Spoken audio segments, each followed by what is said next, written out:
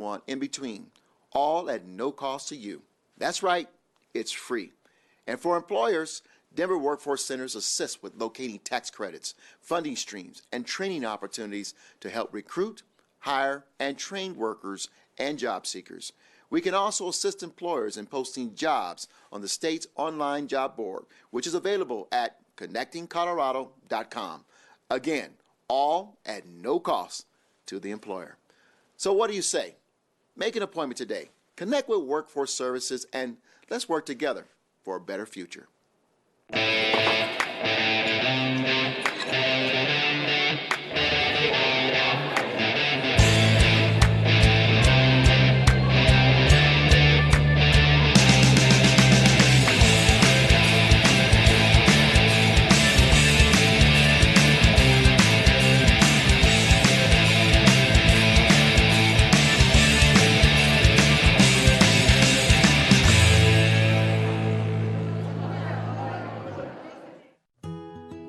The red signs list dates and times for street sweeping every month.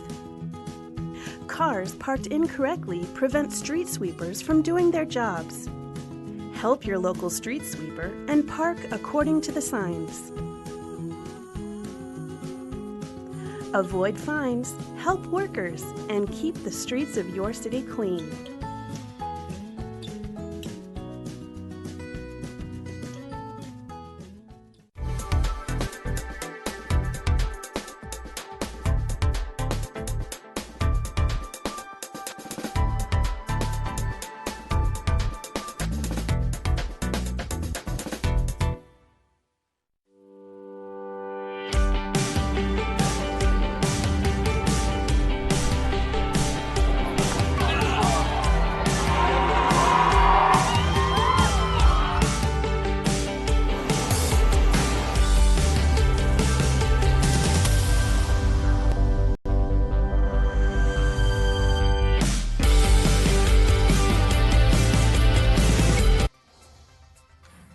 Welcome to the Safety, Housing, Education, and Homelessness Committee of Denver City Council.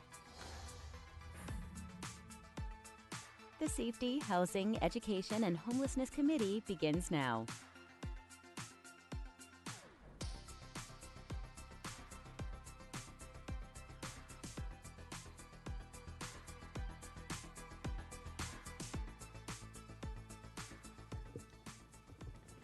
Good morning. We're having a little technical difficulty in the chambers getting our screens up and running, but it looks like they are up. So I'm going to call this meeting to order. I am Councilwoman Robin Kinich. I am the chair of this meeting, Safety, Housing, and Homelessness of the Denver City Council. And I will ask my colleagues to introduce themselves, starting with my right, Councilman Flynn. Thank you, Madam Chair. Kevin Flynn, Southwest Denver District 2. Good morning. Stacy Gilmore, District 11. Good morning. Paul Cashman, South Denver, District 6. Good morning. Jamie Torres, District 3. Do we have any council members online for introductions? We do not at this time, but we will acknowledge them if and when they arrive. We have two briefings today. The first is from our agency, Denver Public Health and Environment, and it is on food waste policy. I see the team is here, so if the presenter would like to do introductions and get started, thank you. Thank you very much, Madam Chair.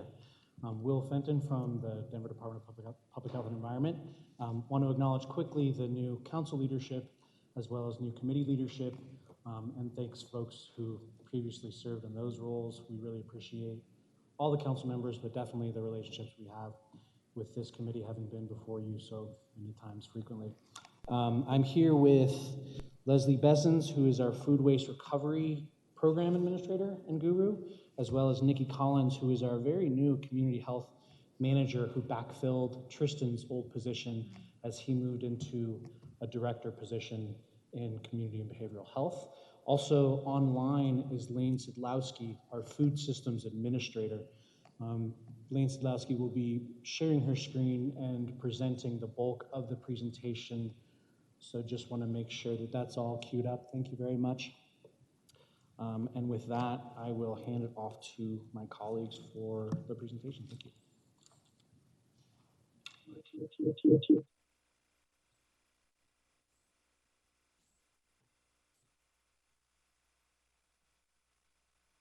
All right. Are you able to see the screen?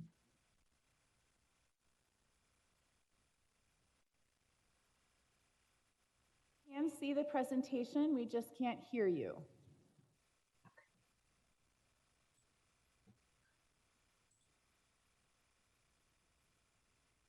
Let us hear us, if we can let her know that she's able to speak through the system, please. Are you able to hear me now? Testing, testing.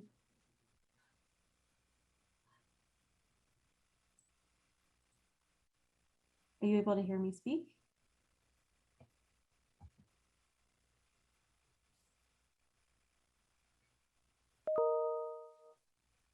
How about now? You can hear me. Okay, great.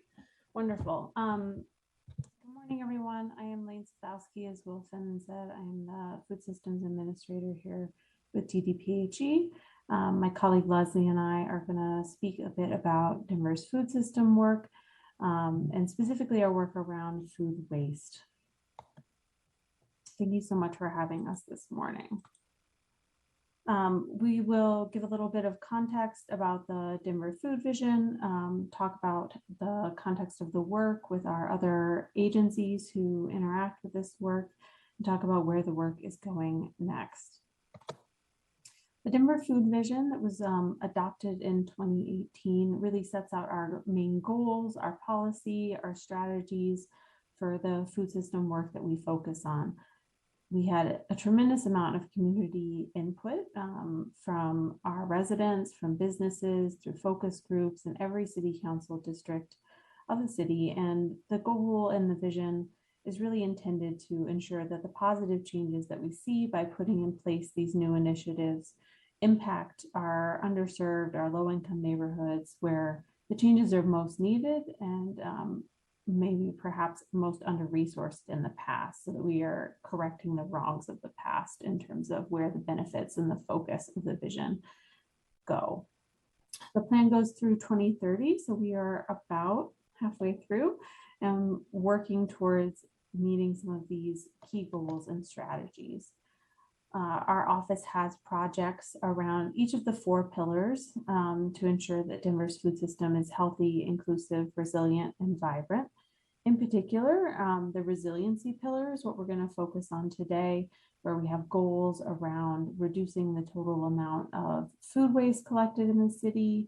But we do have projects that we have spoken with you all before on in each of the 4 pillars, such as our neighborhood planning, food systems initiatives, the Healthy Food for Denver's Kids initiative, and some of our work around healthy corner stores. So we have ambitious goals in these plans, and we are well underway to meeting some of these targets. So I am going to pass it to Leslie, who was there in person with you, to speak specifically about our food waste work. Leslie, if you don't mind just indicating when you are ready for me to advance the slides. Good morning, everybody. Thank you for having us today. My name is Leslie. I'm the Food Waste Program Administrator based in DDPHE. And today I'm going to tell you a bit more about why Denver should care about reducing food waste. Why is this an important issue for the city? So I'm going to set the stage for that and then tell you about what we've been doing about it and what we plan on doing about it. So just to get us started, a lot of people don't think about the fact that when you're wasting food, you're also wasting the labor, the water, the land, the energy, the pesticides that went into growing, harvesting, transporting, cooking, storing that food. And all of these resources have really large economic and environmental impacts. So as you can see on the slide, the EPA released a report just late last year, and they estimated that the resources and the greenhouse gas emission from food waste every year in the US is the equivalent of running 42 coal-fired power plants. This is before the emissions that go when the food is actually in the landfill. So this is prior to throwing the food away. In addition to that, the UN also estimated that if food waste were to be compared to a country in terms of greenhouse gas emission, it would be the world's third largest emitter after China and the US. So because most of that energy use happens in the supply chain, the EPA also tells us that the best way to deal with food waste is to prevent it from happening to begin with, so to prevent the food from being thrown away. And for these reasons, DDPHE is really focusing its food waste work on prevention through different campaigns and interventions. So let's see, who wastes food in Denver? Food is primarily wasted by households. You can see that in the green. It's about 41% of the food wasted in the city is household food waste, followed by restaurants and caterers. And this very much tracks with nationwide statistics. We're not very different from anywhere else in the US. But for these reasons, DDPHE is really focusing on prevention from multiple angles, primarily with residents and restaurants, because this is where we could have the biggest impact. So that's what I'm going to be talking about next, is what have we done with residents and restaurants, and what are we hoping to do next? Let's start with our residents. So last year, we ran a behavior change campaign with 600 households. So we used principle of behavioral science, and it was really important to us to go beyond just education to tackle the root cause of food waste by providing our residents with different tools and means of reducing food waste at home. So this campaign was bilingual, and it provided the tools that you can see on this slide. So there was a Eat This First reusable sticker, a cling for the fridge, where people could write down their leftovers. We tackled eating leftover as the behavior we wanted to change, because people waste a lot of their leftovers, and we could have a big impact by tackling this specific behavior. So in post-campaign surveys, the residents reported really liking the campaign materials, and as compared to the control group, the resident who received the materials reported consuming their leftovers to a greater extent than the control group. So on these pictures, you can see we ran residential food waste audits, and these photos show each of these pictures was found in one family's trash, and it's 1 week's worth of food waste. And this is just a small sample, some of the most kind of like egregious examples. But what really this highlights is the need to work on this issue. Like, we just waste a lot of food, and there's a lot we can do about it. So just wanted to really focus your attention on the fact that there's just a lot that we can do. Now, let's talk a little bit about city staff. Of course, we want to walk the talk. And for this reason, DDPHE championed a couple of staff food waste reduction challenges. So we did one last year called Save More Wasteless Food. We had staff compete for gift cards, and they had to complete as many of 24 food waste reduction action as they possibly could within a month. So we had over 500 staff sign up. More than 200 staff actively participated, and they collectively in that 1 month took almost 2,500 actions to reduce food waste at home and at work. They were very involved, submitted over 600 comments, 170 pictures. It was overall very successful, and staff reported really liking the challenge. This year, Denver participated in Food Waste Prevention Week. This is a week of event that takes place in April, and a lot of states, cities, counties across the country are participating. We decided once again to tap into our very resourceful employees and ask them to submit their best food waste reduction tip. We put them on slides, as you can see here, and they were featured on the TVs throughout the city, on social media, and on the city intranet. So now let's go to restaurants and see what we did with our businesses. So we, prior to COVID, we worked on 3 separate restaurant challenges in collaboration with Certifiably Green Denver in 3 separate neighborhoods. Each of the challenges was 10 to 12 restaurants, and the restaurants were provided with access to compost services for the duration of the challenge, tips on prevention, and then had access to a food rescue organization that agreed to pick up small amounts of donations. Challenge received large amounts of publicity in the press, which the restaurants were really excited about. It really highlighted the potential for diversion, which I'll show you in the next slide, but also the creative use of scraps. So in the last challenge, we did a fun event in which the participating restaurant created a dish with food that it would have otherwise thrown away. So for example, a pizzeria created garlic knots with pizza dough that they would have otherwise thrown away. And so the residents were able to go through and sample the different foods. In 2019, we also worked with our food safety investigator team and distributed the pamphlet that you can see called No Plates Left Behind, providing information to restaurants about safe food donations and liability protections. So as with the residents, we did waste audits with the restaurants. These were actually conducted by city staff. And you can see here, once again, a large amount of edible food found in restaurant trash. This is a small sample.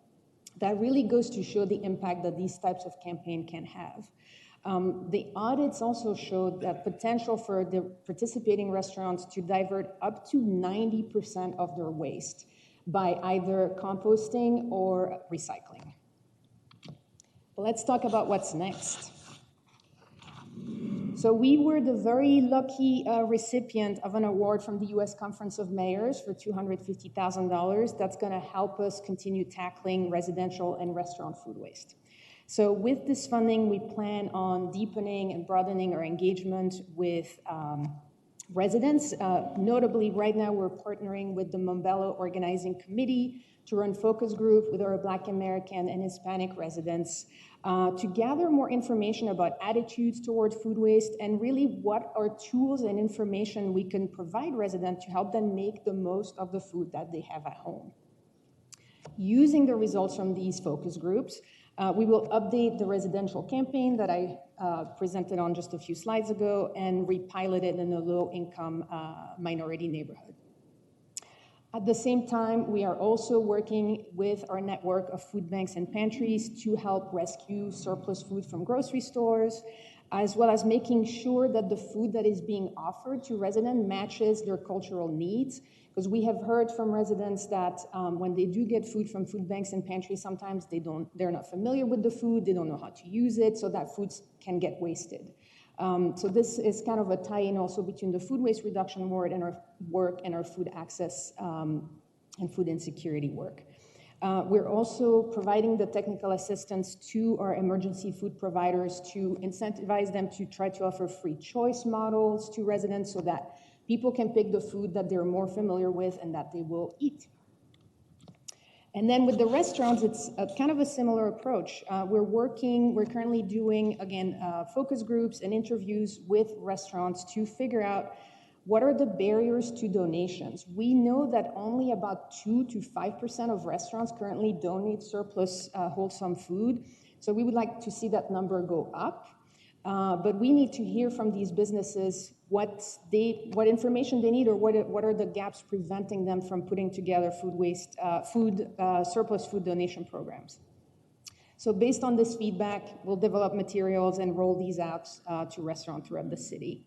We're also looking to fundraise to conduct a more in-depth restaurant challenge like we did pre-COVID in collaboration with our colleagues at Certifiably Green Denver.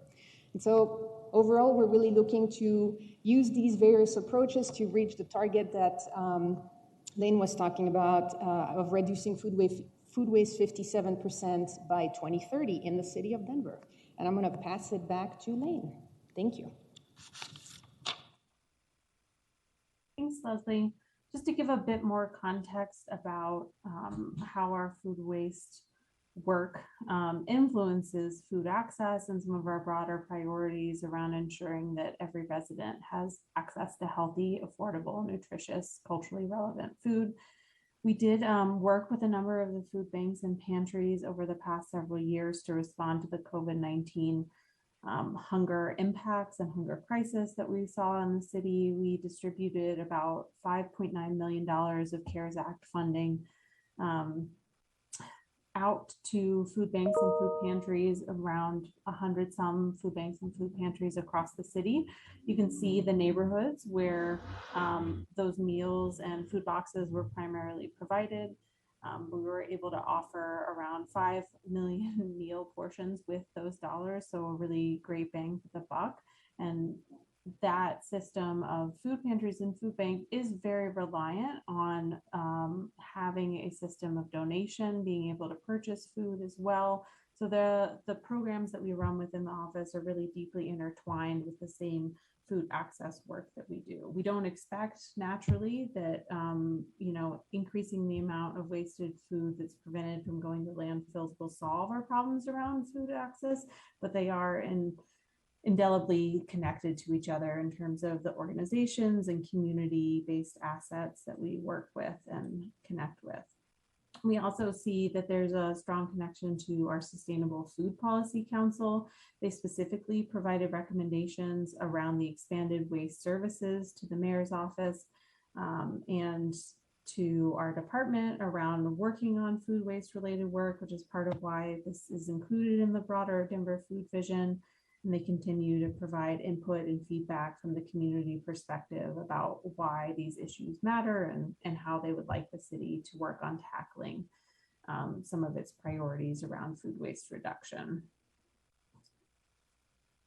As well as that, we also have a food interagency group that began meeting in different forms during the COVID-19 emergency and are currently have been convening since 2021, building on that work around emergency food coordination, but really looking at longer term, more sustainable upstream changes to our needs around food access, food waste reduction, and trying to apply a strategy where we're meeting those emergency food access needs now, today, tomorrow, next month, but we're also building in sustainable systems to meet the root cause needs that come around hunger and food access, and indelibly are really related to our work around food waste reduction as well. So this group has been reviewing food programs, communications, policies, and budgets, and is really working on putting together combined future budget requests to make sure that we are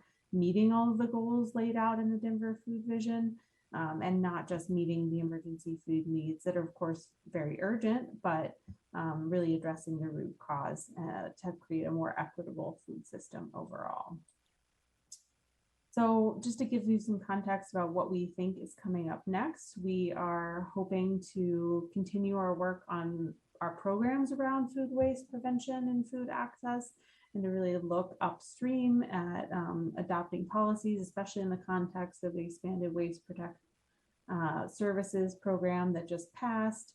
We are looking at ways to expand and support our food economy, support urban agriculture by working with other city agencies like Denver Parks and Rec, city planning, Denver Public Schools and others, and really trying to integrate what we've learned around food waste and food access work into our neighborhood scale community food work that we do. We hope to be releasing a progress report on the Denver Food Vision, which will reflect what we've managed to accomplish around food waste in the coming year, and really planning for how we meet those final goals around the Denver Food Vision by 2030 and the remaining time that we have to implement that plan. With that, we will stop there, and I think we're both happy to answer any questions that you might have about our food waste work.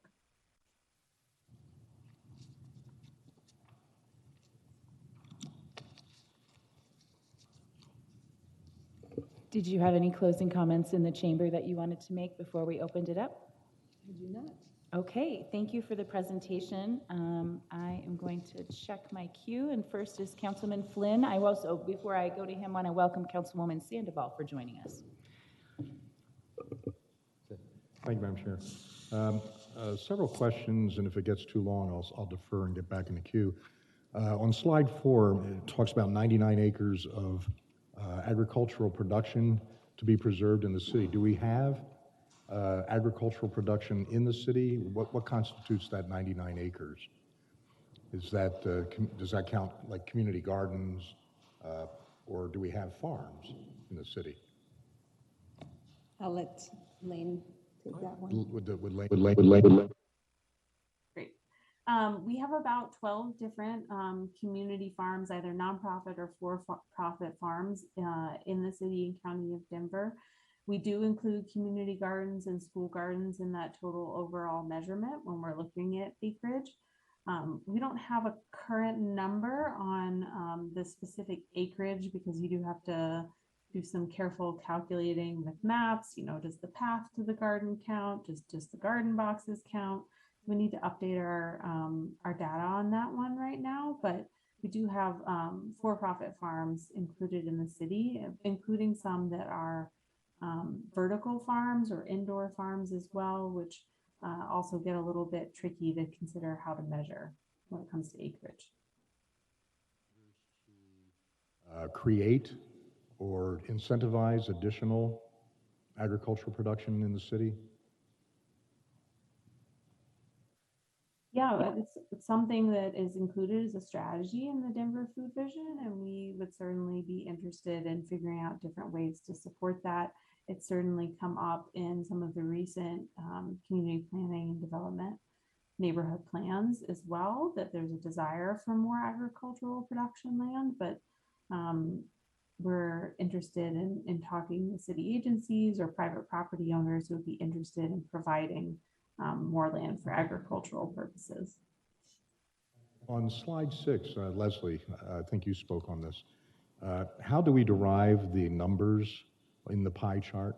Yes, so the pie chart you see here is from a report by the Natural Resources Defense Council, NRDC. It's a large environmental NGO.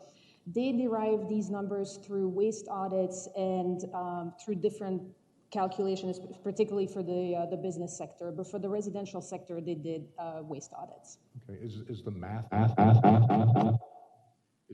available on that? It's in the report in the annex. Okay, yes. could you forward that? Sure. Very interesting, because I saw correctional facilities at 0%.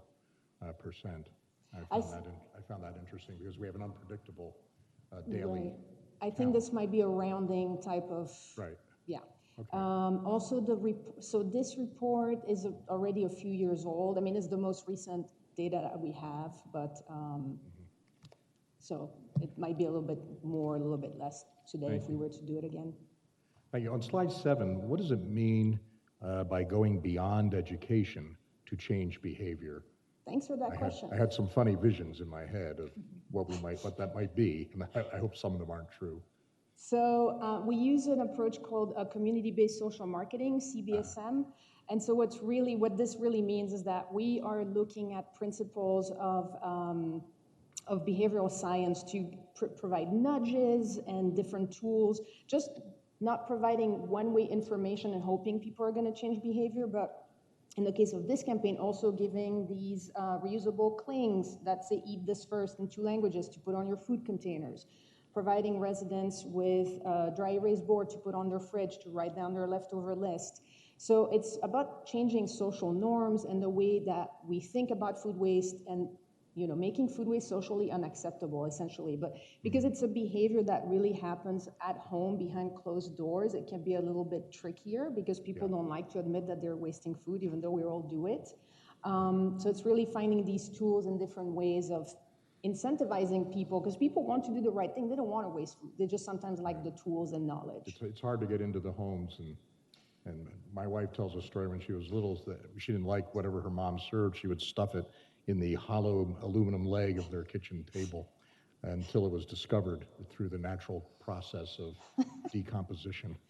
And that brings up the issue you spoke about, concentrating on with restaurants especially, but also with homes, on composting instead of tossing into landfill. And as you were saying that, the thought occurred to me, it must be much better to actually eat that food or have it eaten or donate it while it's still edible before it starts to rot, and it must be composted. And so I'm assuming that's our goal, not just to say to a restaurant, well, look at all this food, you should compost that instead of landfill it. But then on another slide, there was liability protection for restaurants in donations. So is that a barrier? Can you explain what are the liability issues if a restaurant donates food? I can imagine what it is, but I want to hear you. Yeah, great question. And what we can do to affect change in that. Okay.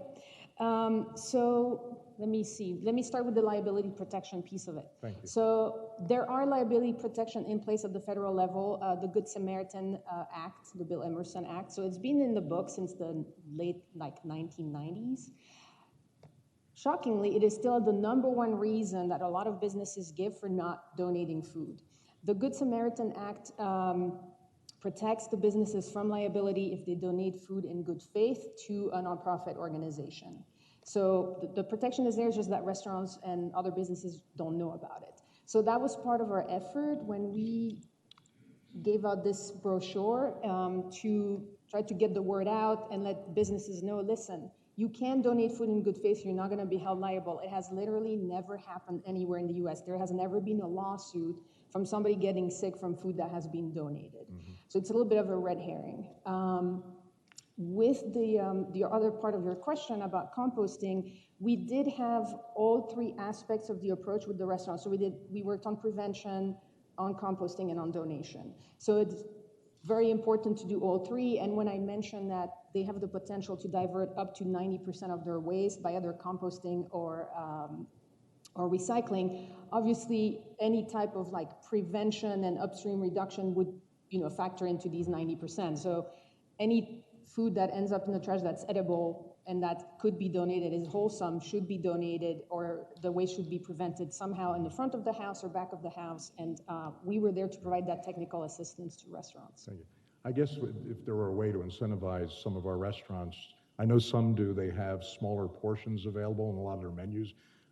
When my wife and I go out on our Friday night date, we frequently observe that there's way too much food for this, that they could maybe reduce their price by 25% and serve us half the amount and make more money doing that.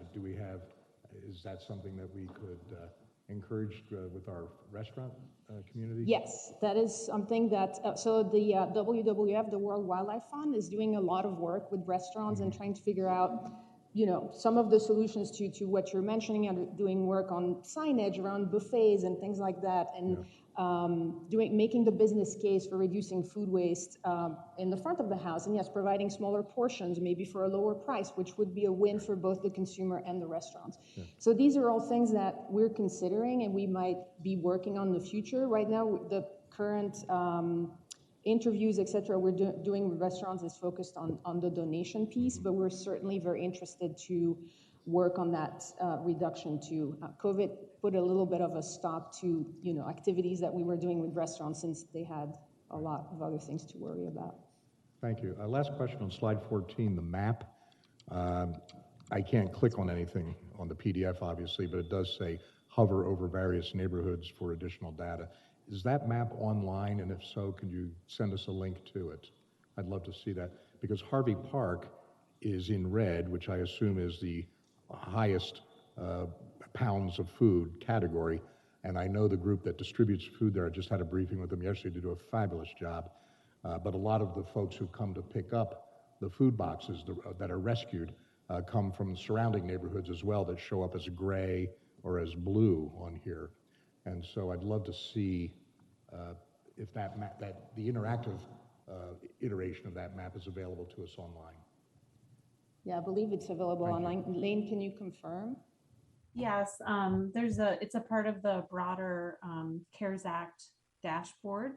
So we can send you the link to that, and you can sort of click around by neighborhood and see specific pounds of food and number of meals provided by neighborhood. That's all, Madam Chair. Thank you. Thank you. I think the implied question also was whether it's based just on where the food was distributed versus where the resident was from. We think the map might be skewed based on distribution points. So if you can clarify that maybe after committee or in answering any other questions. We'll go next to Councilwoman Torres. Council President, excuse me. Thank you, Madam Chair. First, just a huge thanks to DDPHE for helping us find a solution for food pantry options, mobile food pantry options in District 3 neighborhoods because it fell somewhere in between a food truck and a farmer's market.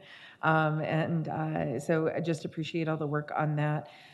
When it comes to food waste and its association to food insecurity, do we find that as a symptom, because I, I, I don't think the accurate portrait of food waste is that it's a household that has too many resources. In my mind, there's also a scenario of a household that doesn't have a ton of resources. Maybe they can only go to the grocery store a couple times a month. And so they stock up, and some of that food goes bad during that period of time. Is that also what you find in the space between those two issues? Yes, thank you for that question. Yes, it is. We have heard that. It's actually a very timely question, because yesterday we were in Montbello doing the first of our focus groups with the residents, and this is exactly what we heard. Is like some of the residents that are lower income and can only afford to go to the grocery store, yes, once a month, they will stock up on vegetables and things like that. That's one of the main things that they will throw away, is what they reported. The other thing with that intersection between food insecurity and food waste, we do know, this confirms what you're saying, that food is wasted across income levels. There's really not a correlation between income and the amount of food wasted. That's been uncovered during the course of waste audits, etc. So some of the issues I have also heard multiple times from residents is the mismatch, for the residents that do get food from food pantries and food banks, the mismatch between what's being offered and what they know how to use. So like providing recipes or things like that so that they understand how to use the food is helpful. There's different things we can do. We're working on that, but there's definitely more that we can do, both in working with our food banks and pantries, but also with our residents, so that they have these resources and can make the most of the food. We may not be able to get them to keep their vegetables for a whole month, but if we could extend that shelf life by 3-5 days, just by giving them proper storage tips, etc., well, all of that helps. Okay. And as you're looking at, I think that nexus, I know for District 3, obviously, food access is a significant issue. We've got 2 major grocery stores in the entire district, and they're at polar opposite ends of the kind of geographic area. But there are small markets, there are specialty markets.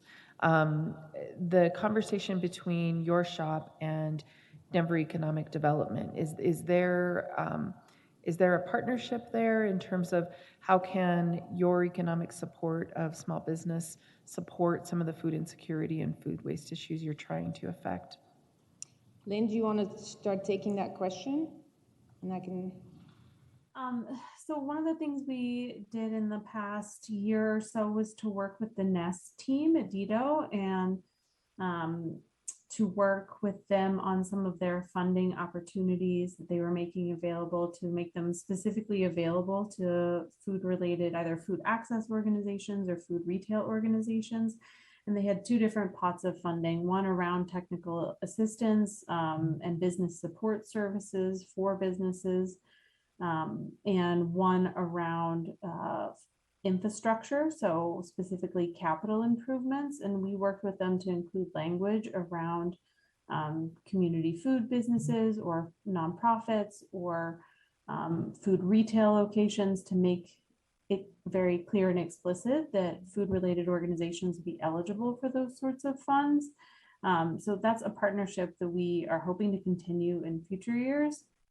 But I think that also it is an area where, after our Healthy Corner Stores program sunsetted, when our grant funding ran out, where there's an opportunity for us to do more and to have a more explicit and clear incentive and business support services program for our healthy food retailers, whether they're small or large retailers in communities, to make sure that there is more accessible healthy food access. So we have some neighborhood-based programs, but I think that there is opportunity for us to do more and look for more additional funding to support those kinds of businesses in particular.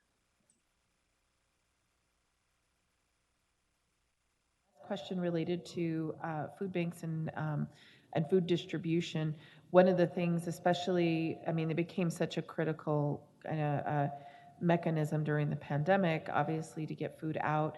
It hasn't necessarily waned in need in my district, but there are lots of players who are coordinating food distribution, and I think if you happen to see a flyer, you're able to go to that one, but you may not know of a closer one or one that might be happening tomorrow. Is there any way for that to be kind of a single coordination point, maybe with 211 or something like that? I know it's a lot of players who work independently, they may have independent funding, but I just see that as one of the difficulties in communication to residents, and that's really my only question or comment, and I'll yield back, Madam Chair. Just a quick thing, we do have a map that has a list of the food banks and pantries in the city. That's on our website, and we can send you that link. That'd be great. We'll share that back out. Okay, thank you. Councilwoman Gilmore? Thank you, Madam Chair, and thank you for the partnership and your work in Montbello with Montbello Organizing Committee. And I'd like to understand a little bit more, especially around the recent passage of the volume-based trash pricing, and what's your role, especially if you're out in community, i.e. in Montbello, to help around education and increasing participation in composting, because the rates are so low in Montbello and Green Valley Ranch. It seems like this is a great opportunity for either Casser or Dottie to participate along with you to get more information out to the neighborhood about right now. You could start participating in the composting program for the $9 a month. Start, at least composting any food waste that you have, and getting people, getting it normalized that we're going to start paying for trash with the transition. And so would like to understand a little bit more about how you weave that in to your work. Yeah, so we're working closely with Dottie and Casser and kind of seeing where we overlap in terms of our communication, and where we could, make an effort to, where we have synergies and could provide that information. When we ran the residential campaign last year, composting was not a central part of it because of the cost at the time. So we really just wanted to focus on that prevention piece of the behavior, and Dottie was doing separate outreach and has been doing separate outreach on composting and signing up for compost service. But looking at expanded waste services and the ways we could collaborate, we are talking and we're in touch and trying to see how we can have better messaging. I don't know, Lane, if there's anything you'd like to add.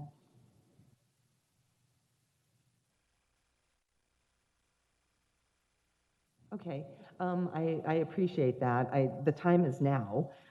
Folks are, bare minimum going to have to pay something going forward, and it would be nice to normalize that now and give people that option. So I would hope that sooner than later there's that coordination between you, Casser, Dottie, so that we can start the education and outreach and increasing the number of Montbello and Green Valley Ranch residents who are signed up for the composting program. And so hopefully you can keep us apprised as to that, and I'll make sure that I keep tabs on it in the community as well. And thank you, Councilmember Flynn, for asking to get the link to slide 14.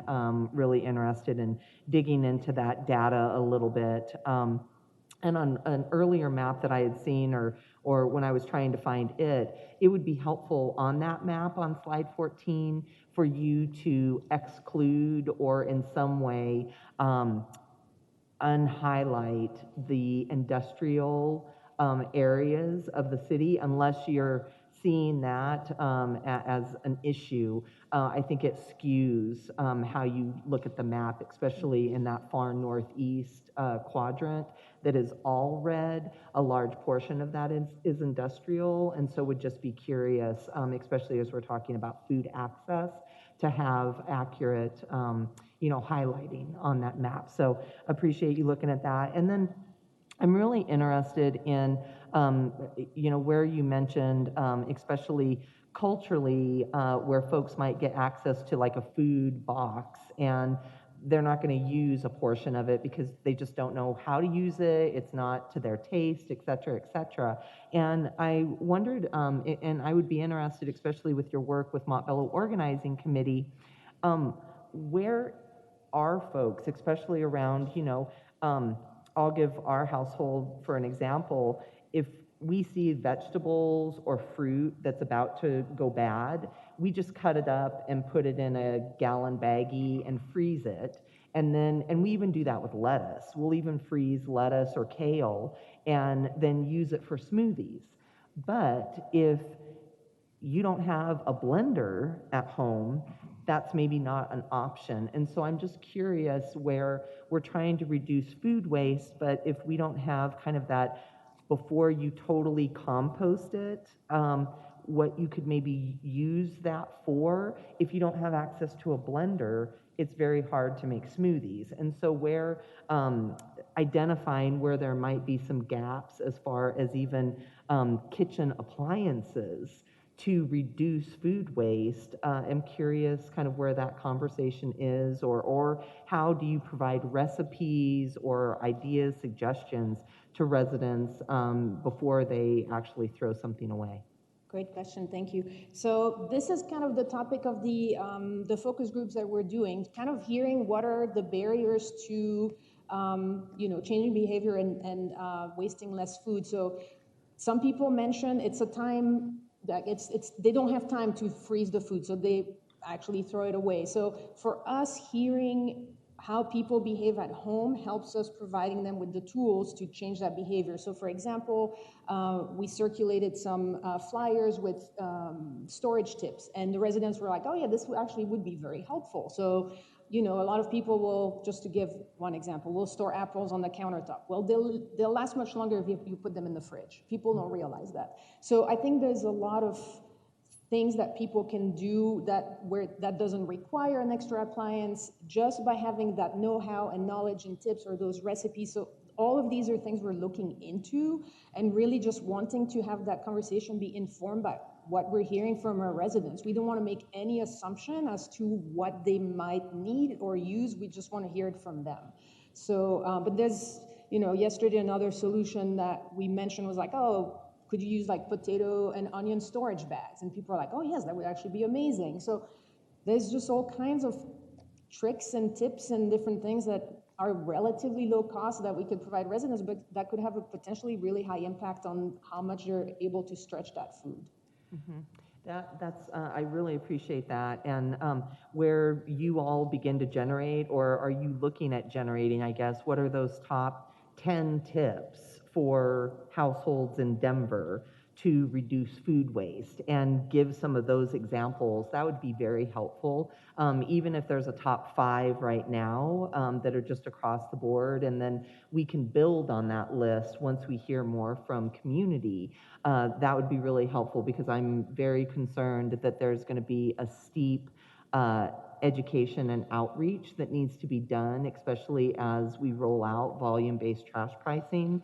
And if you're having these conversations, would like to have that included. And then, where can the city purchase, or through a partnership, get some of those, potato, onion food bags that then we could give out free at festivals, events across the city, et cetera, to just provide more of these resources to folks. So appreciate it, and appreciate the work you're doing. Thank you. Thanks so much. We have a little time check. We have about 10 minutes left and 2 more in the queue. So hoping you all can divide up and use that time.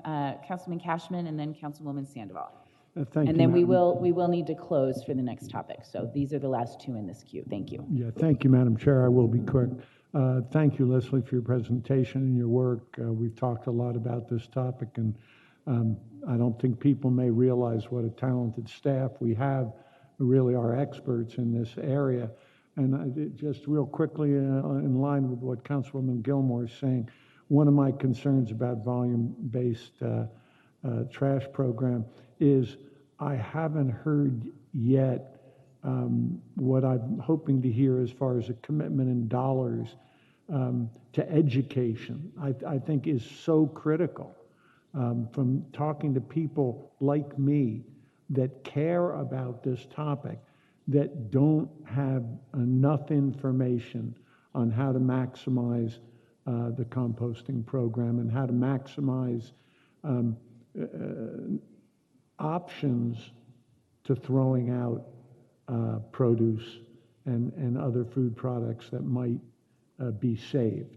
So I would just urge you to push in that direction. The last thing I wanted to ask, which I've asked you before, at this point, what legislatively might we do in the area specifically around encouraging restaurants and markets to donate food? What areas still could use some protections? Thank you for that question. So there are many options available in terms of policy, and DDPHE is looking at all of them just to kind of see what's out there. We would go through the appropriate agency, through the mayor's office, DDPHE, and any other agency that may require, that we might be required to collaborate with. But in terms of what we're looking at and what's out there, expanding liability protection is something that some other localities have done. Washington, D.C. is one of them. So for example, looking at providing protection to an individual. Right now, the protection extends to food that is being donated to a nonprofit. So you couldn't just donate food to an individual on the street and have that same level of protection. So that's something some places have done. Also expanding that to nonprofits that sell the food for a nominal fee, because some of these nonprofits may have, just to cover the cost of their operations, they may sell the food for a small fee. That's currently not protected by Bill Emerson. So those are a couple things. Some other things that have been done that Washington, D.C. is they had a comprehensive kind of reform that they looked into, was tax credits for donation. Because currently at the federal level, there are tax deductions available, but it's for a lot of donors, it's not sufficient to cover the cost of packaging the food, the staff time required to do that, to store that food. It's just the economic incentive is not there. It's cheaper to throw it away. So experimenting with that. Some places like California have gone one step further and are mandating donations. There are some drawbacks to that approach that are actually currently being highlighted in California, but that can be overcome in terms of when you mandate donations, you run the risk of a lot of these donors donating foods that should not be donated. And then they put the burden is then being put on the nonprofit organization to deal with it and dispose of it. So not to say, it's not a good approach. I think there's a lot of merit to it, but there are, definitely some drawbacks to it. So those are just some of the many options that are.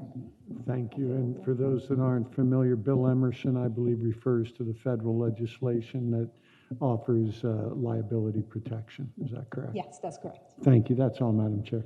Thank you, Councilman. Councilwoman Sandoval. Thank you, Madam Chair. My question is fairly quick. If you go to slide 14, the legend on there, I can't read it. So I don't know what the red means. I don't know what the blue means or the green. So can you just quickly explain that? Because I was here when you presented and I didn't see what those colors meant. Okay, because I think the legend is cut off. It's literally on my side, the wording's cut off. I'll let Lane take that. So the legend indicates the volume of the pounds of food or the number of food boxes being provided by neighborhood. So red indicates more boxes being provided. Blue is less boxes. Some neighborhoods were gray and did not necessarily have programs. And to answer the earlier question as well, these are based on the locations of the food being distributed, not necessarily the neighborhoods from which the residents who came to the food distribution points are located. Some of our partners do collect that information from the customers or clients who come to their food pantries, and others don't, just depending, but they tell us in general where they serve or the sort of proportion of zip codes or neighborhoods that they're serving with the pounds of food that they were providing. We will get you the live link so you can see the specific numbers of pounds and numbers of boxes by neighborhoods on the map. That would be really helpful if I could get the live link. One last question. Do you get your information from Denver Public Schools? Because one of these neighborhoods it has a food distribution that is a Denver public school. And it's not highlighted in any of these things. And I know how much food they provide. So do you work with DPS to get that information? We do. This map doesn't show all of the food being distributed necessarily through our food banks and food pantries, but through the funding that was provided through the CARES Act specifically. So when we worked on the CARES Act funding for food distribution with Denver Public Schools, we only worked with them on one very specific program to deliver food boxes to students who had COVID or had a disability and were not able to come to the in-person distributions. This does not have DPS's food distribution through their summer meals or through their after-school meals program included on this map specifically, but we do work with them. Answer my questions. Thank you, Madam Chair. Thank you so much. That concludes our time. Appreciate your team and your hard work and the presentation. And we will be switching now to the Denver Police Museum. So I want to welcome Mike, and we'll switch out the presentation.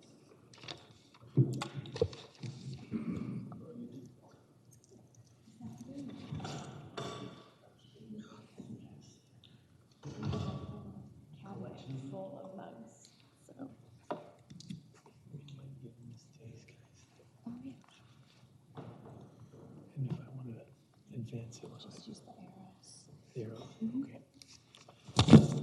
Okay. Good morning. My name is Michael Hess, and I'm here today as the president of the Denver Police Museum. I think I have interacted with all of you many times.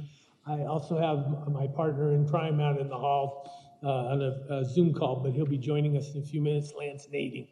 Many of you may know Lance. He's a well-respected developer here in Denver.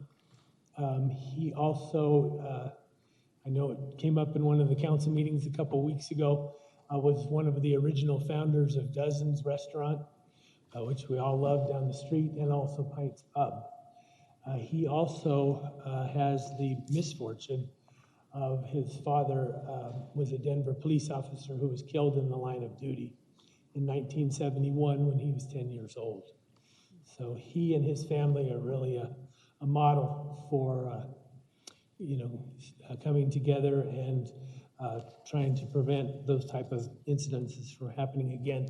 I also wanted to take this opportunity to thank Councilwoman Kinich and Councilman Cashman for allowing us this opportunity today to visit with you all. I did do had some conversations prior to COVID individually with many of you, but I really appreciate this opportunity.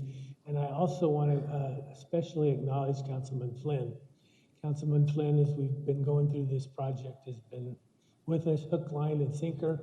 He actually donated some money to the museum from his extra funds a couple of years ago, and we had a PAL memorial that was in the PAL building when it was sold that got transferred to District 1, and Councilman Flynn stepped up.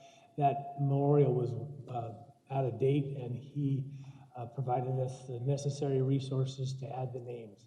So I want to say to you specifically today, thank you so much for all you've done to help us. The reason that we wanted to come today, again, after COVID, a lot of things have changed. Also, obviously, with the reimagining police discussions, we think what we are offering is an important component. There obviously is no magic wand that you can wave to meet some of the challenges that we have today in that area, but we believe a lot of the programs that we are developing will be helpful to building stronger community relations between the Denver Police Department and our citizens. You'll see on our presentation here, let's see, am I pushing the wrong button here? Okay, let me see here. The arrow, I'm missing that. Anyway, you'll see that originally we started in 2008. This project, originally what we had planned to do was, I know many of you may have been over to the Fire Museum. That's a great facility, and I know they do a lot of great projects there, and that's what we originally thought we wanted. Obviously, in the intervening time, we recognize now what's needed for the police is much different than what the fire department has. And so our plans are to build a little bit of a different type of museum than what traditionally is there. We also did a survey of all of the police museums across the country and kind of got an idea as to what they do. I'm not very bright here. Yeah, just that arrow, sorry. So 2008, obviously we're a nonprofit. The purpose of our organization really is to create opportunities for people to hear, see, feel, participate, and understand and appreciate the value of police. I'm involved in this project because my father was a Denver police officer from 1957 to 1983. And, you know, when you're a kid, you don't necessarily appreciate what your parents do. And as you get older, you realize. So he passed away in 2001, so this is my opportunity to thank him for all that he did for me. Obviously, when he was on the department, he used to walk the beat. And that's a different model that we don't use anymore. But through walking in the beat every day, citizens got to know him, business leaders, etc. And that type of policing, you know, with the changes in our society is not there as much. So what happens now is, obviously they're short-staffed, they're in cars. Many of the interactions people have with the police are actually under bad circumstances. They're getting a ticket or the house gets robbed or something like that. So our feeling was we needed to create an environment where people could get to know the police, etc. I also must confess that as a young person, even though my father was a police officer, I didn't realize what the police did. You know, like many citizens today, I saw television and, you know, it was, you know, in an hour special, you know, chase the bad guy, shoot him up, you know, the crime was solved in an hour, etc. And when my father retired from the department, I asked him, I said, hey, how many times did you use your gun? Thinking, you know, you probably whip it out every couple hours, you know, just to make sure it works. He told me I pulled it once. And at the time, that kind of took me aback. Now, obviously, I recognize that and I'm very proud of it. You know, he used to set up situations where if he had to arrest someone and they were in a hotel, he'd have the hotel folks call up and say, hey, there's a problem with the air conditioning. So he would be there to avoid that type of conflict so that everybody could go home. So when we studied all of the different police museums in the country, we really didn't find one that really we felt met our needs. But we did find one in Canada, in Calgary.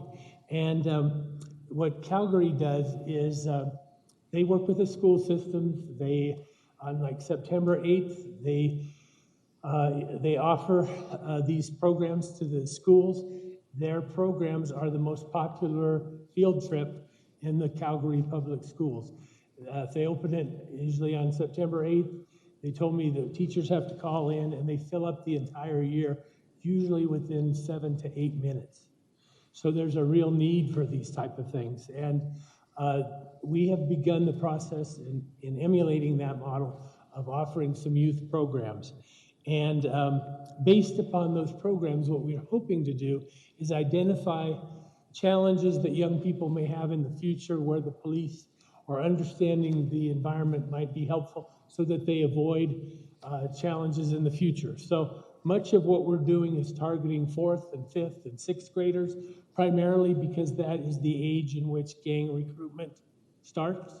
And in Calgary, they explained to me, a lot of the kids don't even know they're being recruited until it's too late. What happens is, you know, somebody will say, hey, I'll give you $20 to go deliver this package, and pretty soon they're caught in it. As we all know, a lot of it is the need for love and to feel belong and those type of things. So they're not even aware that they're being recruited before they're already, you know, too far down the lane. So offering programs where kids are aware of that. I know in Calgary, they indicated to me on several occasions they were actually able to divert. A kid said, hey, I think this is happening to my brother or it's happening to me, those type of things. So they were able to provide the resources necessary for those families. We're also looking at potential programs that address fentanyl and drugs.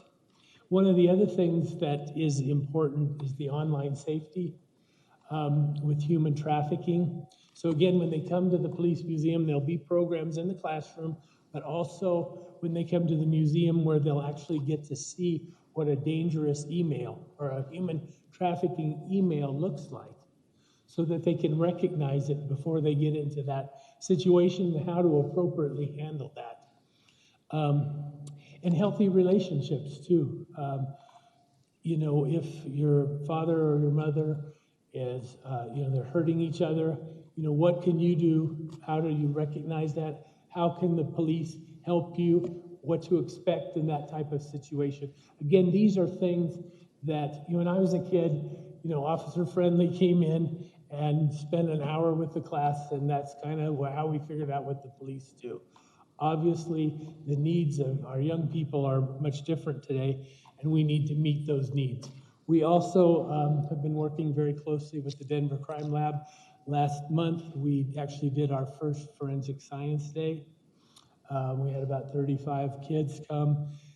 The Crime Lab, they came in, they actually gowned up, gloves and all, just like an analyst, you know, and a detective would, and they collected evidence. They collected fingerprints, you know, bullet casings, etc. They went through the process of submitting those materials to the lab, and then they made recommendations. Actually, our former DA came in and they made a presentation to him as to who they thought did it. And again, the interaction that we had with the kids, every one of them was really into it. And again, making them aware of these type of careers and what type of background you need to have to get into that area. We all know those CSI shows are the most popular ones on TV, etc. So, but it was also important, I know one of the kids asked a question. He said, why is it that we have to investigate people that we already know didn't do the crime? And it was an opportunity for them to say, hey, we don't pick and choose who we investigate, we study the science. And based upon the science, that's where we go. And it was a light bulb for that kid. You know, he'd heard it somewhere else, etc. That is, so these type of interactions, getting to meet the police in these type of situations, understanding the role of police. We had done some initial conversations with Nick Mitchell as the monitor. Particularly, Calgary has some programs for young people whose families, you know, may have had bad interaction. You know, you can't expect the kids to have a good view of the police when they've had to, you know, possibly arrest one of the parents or something like that. And they've actually developed some programs that are aimed specifically at those young people. And they told me that those programs, the kids, when they initially have to go, do not want to, they're scared, they don't want to participate. It's a week-long deal, and generally when it's over, the kids are crying because they want to be involved. So there are a lot of good opportunities with this. I will tell you, we also do a lot of, it's great to do this stuff, but are you making a difference? So we do a lot of questionnaires. We work with the teachers before, that we can give them a survey before the program and after to see if we can measure, what are we having an impact? Are we learning from these programs, etc. So they've been in the testing phase. We again have tried to gear the programs so that they help the schools in meeting their goals and objectives as well. And so again, our testing phase began this winter and will continue into the fall, and then we'll begin to roll these things out. We have, you know, over 70 volunteers, and you know, we're very proud of them. We also have support. I wanted to, you know, mention the fact that over 800 of the Denver police officers, we've gone into the districts and explained what we do. And they actually contribute from their own paychecks, anywhere between $5 and $50 a month. And over 800 of them have signed up because they recognize the importance of what we're doing. The other aspect that we're doing is obviously history. You know, with all history, it's never, you know, use the police analogy, it's never black and white. There are things that have gone on. where the police have been wonderful, and there's been several times when it hasn't been, and it's very important. We're not building a shrine here, that young people understand that organizations get off track, and you have a responsibility to stand up and do the right thing. And I can tell you from our programming and a lot of the conversations we've had initially, young people pay attention, and when we have had them going through these programs, they're asking us tough questions. And that's good, because we can address those and, make sure that our programs are meeting those needs. So obviously with history, we have also worked very aggressively with Ancestry.com. We've lost 77 officers in the history of the city. We lost contact with many of those families. We've reinvigorated that. You remember several years ago that we had some folks attack the memorial down at headquarters. What we've done is a program, we work with the Denver Public Schools. The kids raised the money for the signs. We put up the signs around Denver where the officer lost their lives. The families come. We're working with Visit Denver to do some tours, bus tours. We're going to do it with Museum Night, where families and young people can come around and we can do a tour and they can actually see the sites where some of these things have happened. The families have come from, many of them, from all over the country to participate in that. We've had a lot of great women, a lot of great Black officers, et cetera, and we've done special programs for them. And again, I want to thank the council for the proclamations and things you've done to help us recognize those folks. Here are some of our partners. We are doing, I will mention, we do have a youth board that we have established to have youth actually sit in and monitor our programs and give us advice, because it's great for me as a gray-haired old guy to think this is a great thing, but if it isn't registering with the young people, then it's not working. So we do have that youth board in place, and again, you'll see some of the groups that we've been able to work with, et cetera, on that. Again, here you can see we do have some historic cars.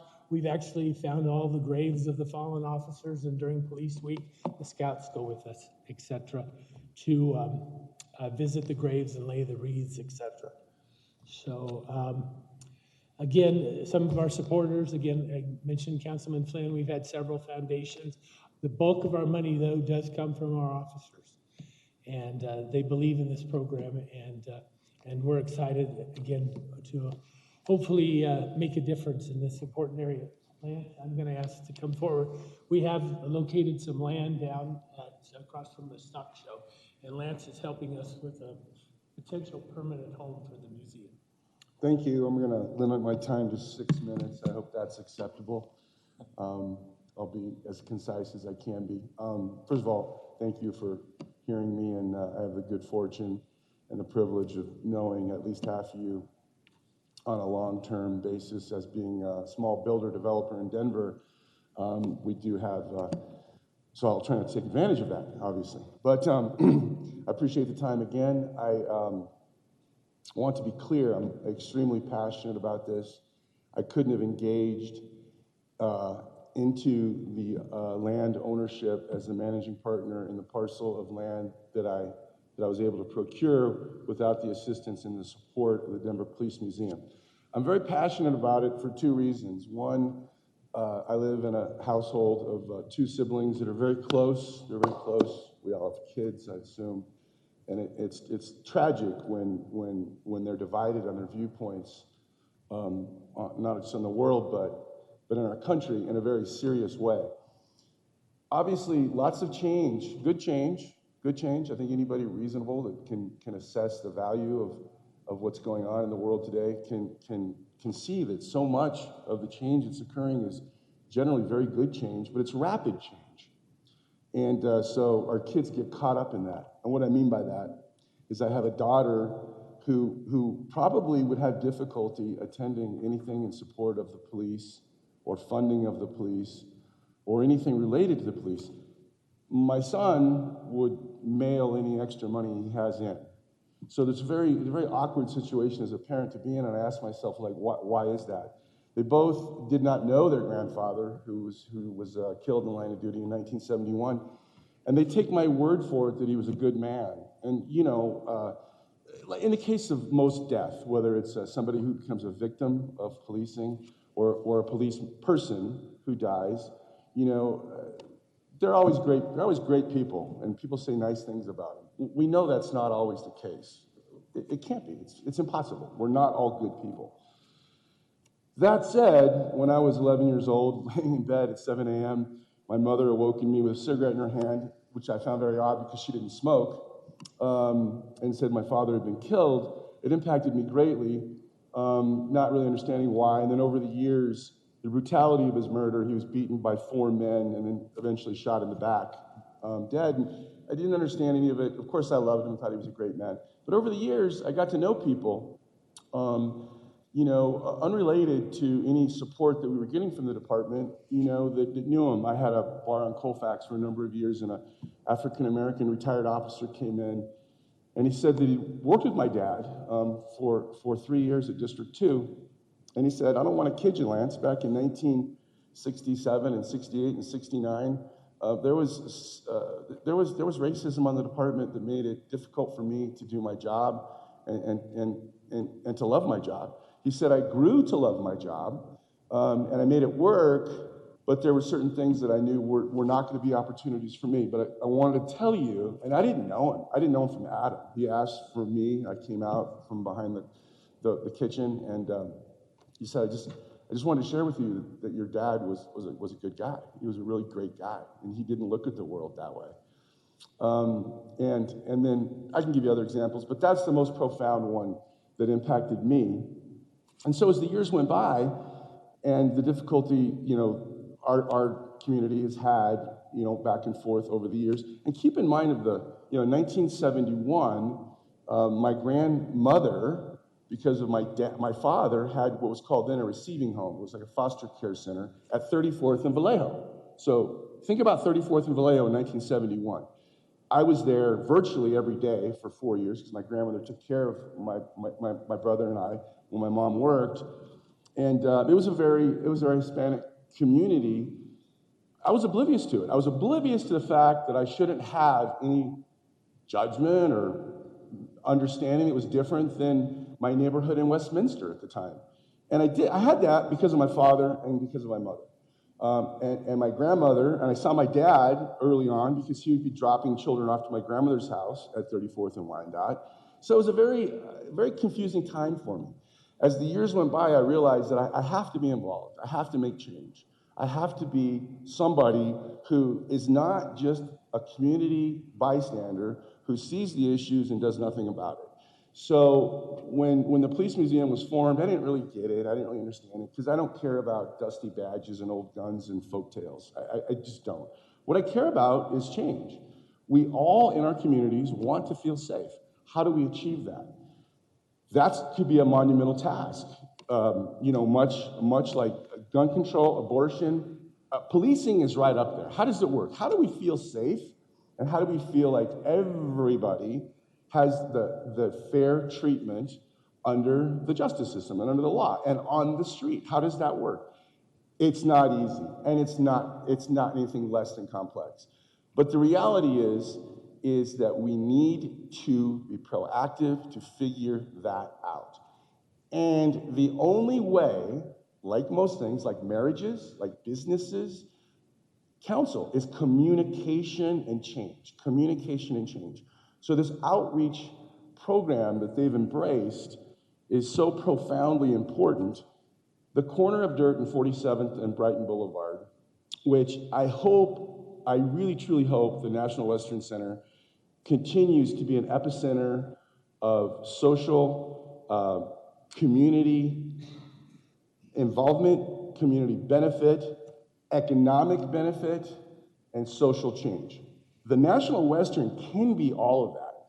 This location, for all intents and purposes, is part of the National Western.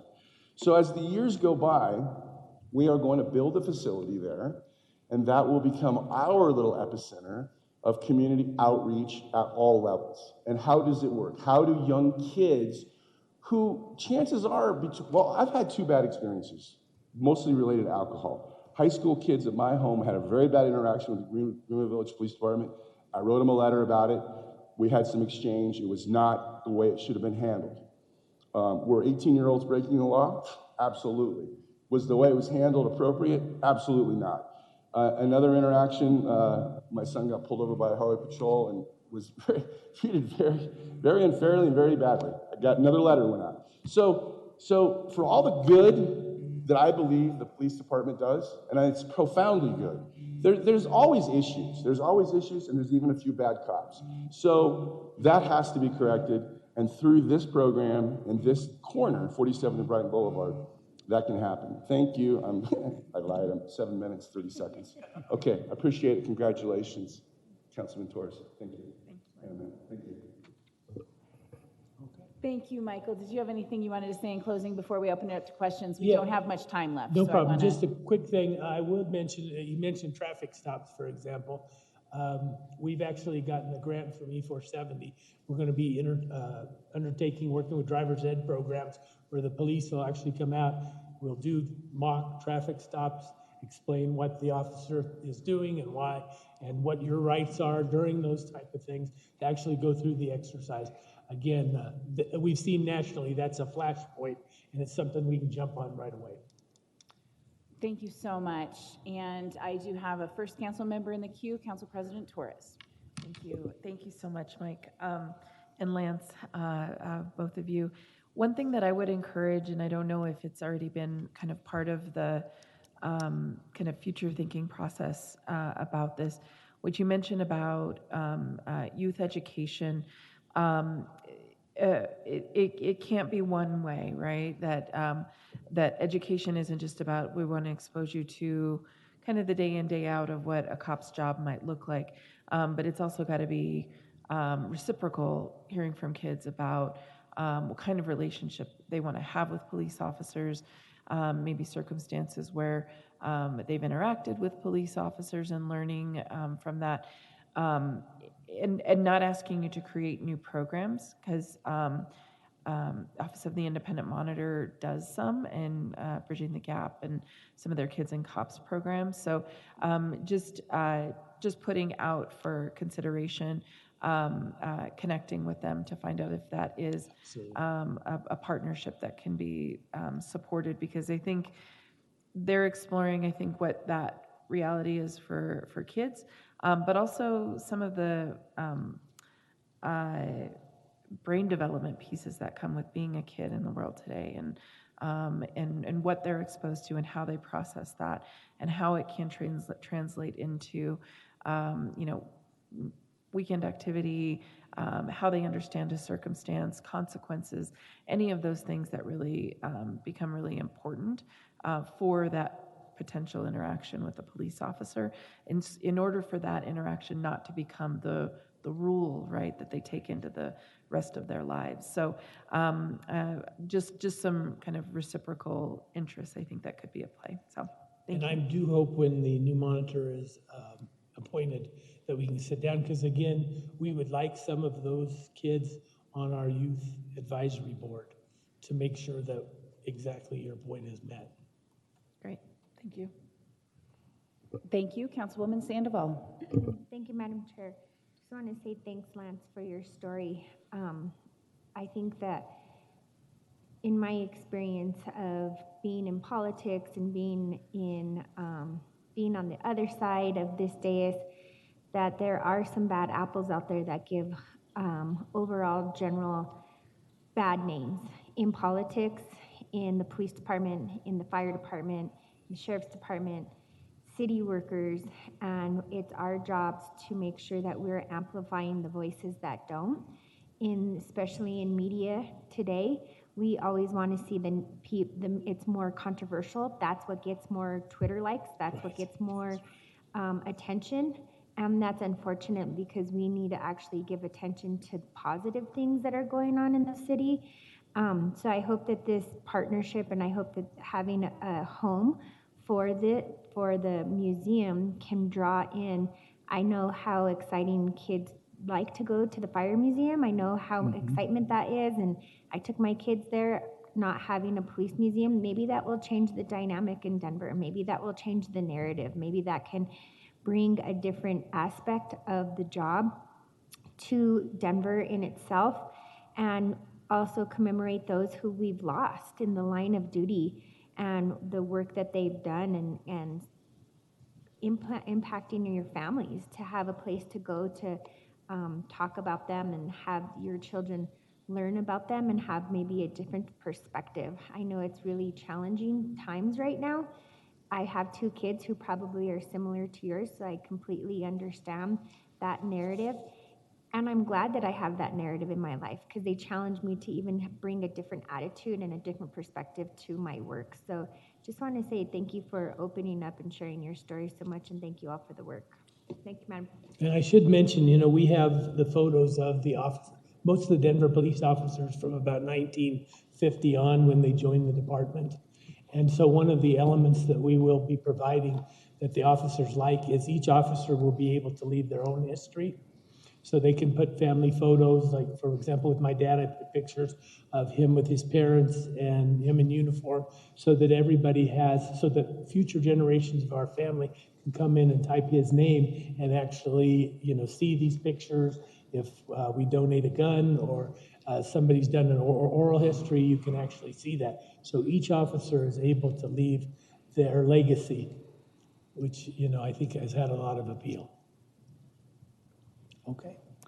Well, I want to thank you both for being here today, and as well for the authenticity of the approach that you are trying to take with the museum about the challenges, the opportunities, the history, the pride, and the challenges. I think that's a tough and big undertaking, and it's admirable the way that you're approaching it. So with that, I do not have any other council members in the queue, so we are adjourned. Thank you again for the opportunity. I appreciate it very much. Thank you so much, and thank you as well, Lance.